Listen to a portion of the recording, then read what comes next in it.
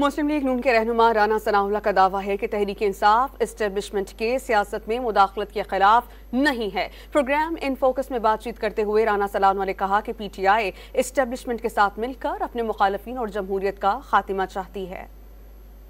मौक़िफ़ नहीं है कि एस्टेब्लिशमेंट जो है वो सियासत में दखल ना दे, बल्कि वो ये कहते हैं कि वो दखल दे, वो साथ दे उनका अपोजिशन को ख़त्म करने के लिए।